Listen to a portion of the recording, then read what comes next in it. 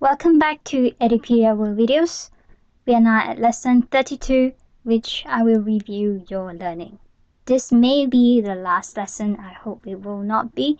In this lesson, I just want you to review your learning and to find out ways for you to further study Chinese language. We will begin to look back into what materials we have covered and how far you have mastered them. So if you can recall the first lesson that I have ever taught you, I presented you with the aspects of language learning. They are the vocabulary and grammar. So vocabulary, it's about nouns, verbs, adjectives, adverbs, and prepositions. So all of these you have learned in lesson 5 onwards. And before lesson 5 is just a general introduction of Chinese language, the strokes, the characters, and the tones. And for lesson 5 onwards, you learn how to read, write, listen, and speaking the vocabulary. And for grammar-wise, it is for you to know where to put in the vocabs, like where to put in the description, how to construct a noun with an adjective. So this is covered from lesson 5 to 12, and from 12 onwards, it's the consolidation of the grammar rules that you have learned. Lesson 12 onwards, I show you a lot of dialogues so you understand how speech works. And with those speech, it has the Chinese grammar in, so it enhance your understanding of Chinese grammar. Because I can teach you the concepts, but without repetition of the concepts that are being taught in practice, it's hard to grasp what it means. So in a lot of the lessons, like 20 lessons of it, it's about enhancing your grammar. And of course, also about vocabulary. So in all the lessons, it's for you to familiarize with tones and pronunciation. So that's why I included the pinyin system in each of the words, and also writing out the characters in for the new words that you need to use. And of course, it's written, so you have a chance to read and also practice writing at your own pace. And with the tones and pinyin pronunciation, you learn how to speak and know how to listen to it. Alright? And of course, the vocabulary that I introduce to you is for you to familiarize with the daily life as a Chinese, like how to eat, drink, travel, and mostly related to travel. You know how to exchange currency, know how to get around with the public transportation, and also with boarding a plane, etc. So hopefully you find them useful. And of course, you have learned the language skills, and I've covered this in detail. So reading wise, sometimes it's really confusing that you're looking at new words, but you have no idea how to read it. In this case, what we Chinese do is to use the words that you're familiar with to guess what it is and how it's pronounced. For example here, so you have learned these two words. Okay, one is pronounced as D, another one is D. They share almost the same word but different radicals.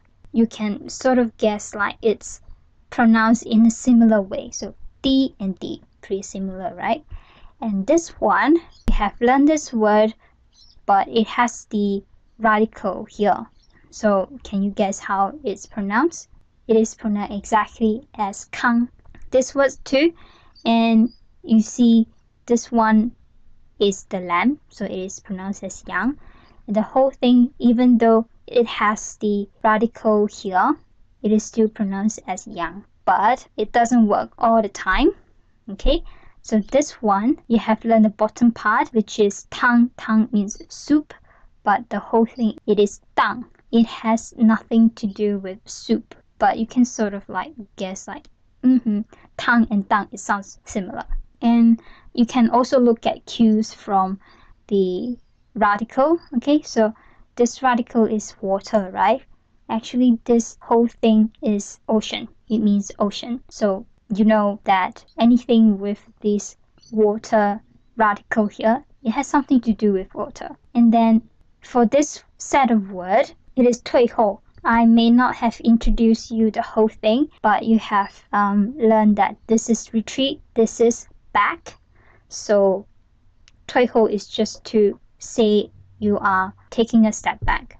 Okay, just step back in general. So it's using the words that you are familiarized, and even then you're encountering new combination of things, you will still can guess what it means. So these are the things that I wanted you to practice in the exercise. That's why I always present you with like new combination of words, so you yourself can guess like what it means.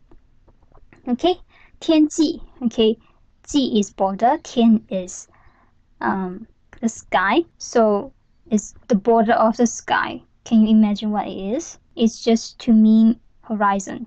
So you use your imagination to kind of guess what it means. And writing wise, so since I have taught you many words and a lot of repetitions on how to write individual words with the order of strokes that's being shown to you, I guess for now you have the intuition on how to write each word. In general rule, it's from left to right and top to bottom. And I have to admit, although we do have a set rules of the order of strokes, but sometimes we as Chinese native speaker, we don't write exactly at how it should be written. Okay, so don't feel too stressed about getting the order of strokes right, but if you can, it would be great. So I hope by now you have the intuition on how to write Chinese characters. If not, please repeat the lessons. Listening wise, I would say that you will need to expose yourself with many other materials so you can help yourself and keep listening to the Chinese speech, and it makes practice, and practice makes perfect. So at first you won't understand a thing, but slowly with the help of subtitles and videos, you can perfectly understand Chinese one day. Okay, and speaking, you need someone to speak with.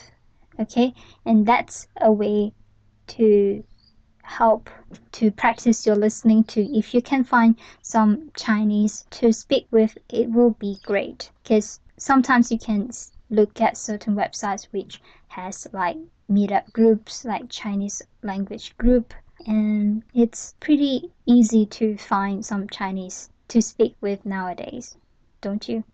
So you can find some ways to get in touch with some Chinese and try and speak with them. Alright, so with that you can practice your speaking and listening. So now I want to show you what can you do when you're encountering new words. Okay, for this one I can only show you after I have taught you so many words that you develop an intuition on how to write a new word. So for example, you look at this new word here. So you should know that by looking at it, it has the horizontal arrangement, so left, middle, right, and you should always start with this one. So you can look into the website and for handwriting in Chinese. So the example here I have is adopted from this page, and in this box here I have the empty box originally, but I use my mouse to write this word one by one.